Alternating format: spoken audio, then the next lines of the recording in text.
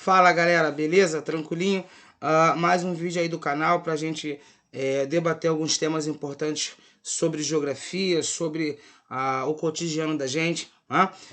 Não se esquece lá de deixar o seu like, se inscrever, tá certo? Para que você possa receber as notificações de novos vídeos, ok? Vamos lá então. Primeiro assunto que a gente vai debater é o efeito estufa, que é o efeito natural, tá? Que a atmosfera faz, é a função talvez principal da atmosfera, vamos dizer assim, que é manter o clima estável, a temperatura do planeta estável, bem equilibrada, vamos dizer assim, tá? Então, a atmosfera ela filtra os raios solares, tá?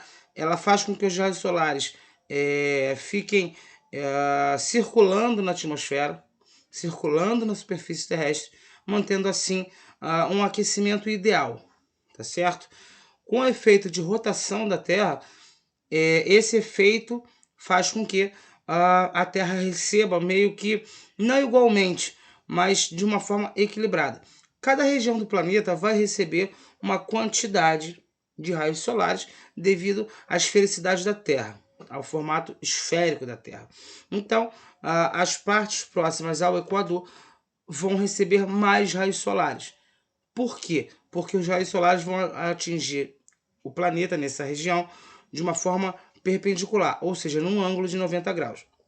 Conforme os raios solares vão atingindo o planeta Terra em direção aos polos do planeta, esse ângulo de incidência dos raios solares diminui, tá? 75, 60, 45 graus, né? Até que chega nos polos onde essa incidência é muito pequena.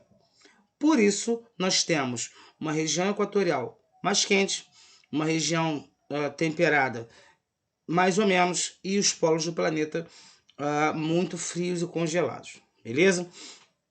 Os principais gases que vão complicar, que vão dificultar o efeito estufa é o CO2 e o CH4, que são provenientes aí de desmatamento, de queimadas, depósito de lixo, combustíveis fósseis, a ação antrópica das indústrias, né? Do crescente número de automóveis, tá? Então, assim, tudo isso vai gerar gases que pioram o efeito estufa, tá? Que vão atuar como elevadores de temperatura. Isso meio que não que inutiliza, mas que diminui a função principal da atmosfera, que é manter equilibrado. Então esses gases eles têm a capacidade também de se aquecerem demasiadamente com o lançamento de todos esses fatores que foram citados na atmosfera. Tá? Então, assim, quando se fala que o efeito estufa não é prejudicial à atmosfera, prejudicial à vida no planeta, a gente não está falando do efeito estufa natural, a gente está falando do efeito estufa piorado. Então, assim, o crescimento das cidades, o crescimento da população, o crescimento de consumo de produtos industrializados, o consumismo, tudo isso leva a uma maior produção de produtos e também dos gases pioradores, vamos dizer assim, se existe essa palavra, né? Do efeito estufa. Quem é que sofre com isso? Tá? Quem sofre com isso principalmente é todo mundo, mas principalmente os animais dos polos do planeta, né? Onde a gente vai ter um derretimento das calotas polares, tá? A gente vai ter o maior número de enchentes, porque quanto mais quente, né? Mais evaporação de água, mais chuva, e as cidades não estão preparadas para o aumento das chuvas. Nenhuma cidade está 100% preparada para o aumento de chuvas. Tá? A cidade ela é pensada sempre para o ambiente seco. Né? Então, assim, quando chove de uma forma mais conturbada, com maior volume, é certo que as cidades vão encher. Tá? A gente tem ocorrência de enchentes não só nas grandes cidades, a gente tem essa ocorrência dessas enchentes em médias cidades e pequenas cidades também. Tá? Talvez para médias e pequenas cidades o efeito seja pior, tá? Porque a estrutura não é igual à da cidade grande. Se a da cidade grande não é ideal, das cidades médias e pequenas piorou. Né? Então, assim, o efeito das enchentes nas cidades médias e grandes não vão atingir tanta gente porque a população é menor. Mas os estragos que são feitos, tá, com certeza serão talvez piores do que na cidade grande. Beleza? O degelo das calotas polares também é uma coisa importante de se citar. Por quê? Quando você derrete as calotas polares, você vai ter um aumento no nível dos oceanos. Esse aumento no nível dos oceanos afeta o mundo inteiro, tá? Então, as cidades litorâneas tendem a sofrer, já existem alguns estudos sobre isso, nos próximos aí 50, 60 anos, do aumento do nível dos oceanos, tá? Então, as ressacas atuam de forma pior, porque assim, se você tinha uma ressaca antigamente que o mar avançava 2, 3, 4 metros, hoje se tem ressaca que se avança 20, 30, 40. Então, assim, o efeito das enchentes também se torna pior. As enchentes promovidas pela ressaca do mar, pela agitação do mar, porque ele já está subindo de nível, isso é inevitável.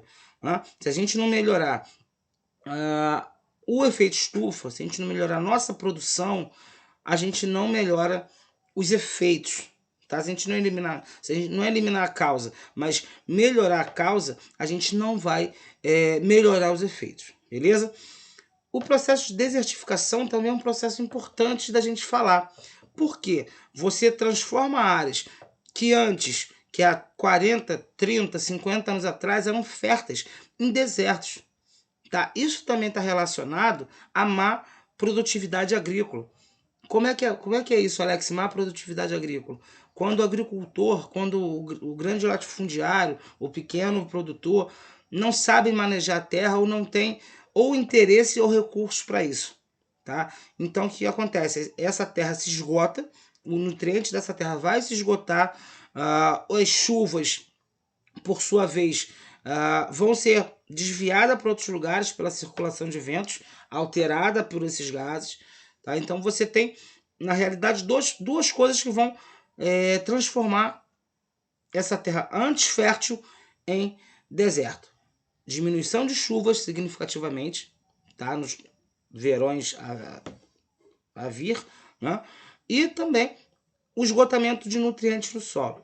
Então aquela terra que antes era fértil se torna um desertão, beleza? Então você vai ter também algumas coisas que podem melhorar esse sistema aí de efeito estufa. O que é?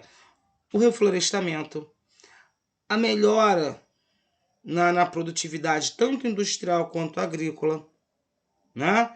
Investimento em fontes de energia limpa. O que é fonte de energia limpa? Eólica, solar, a hidráulica, mesmo que tenha algumas contradições, também entra nesse processo.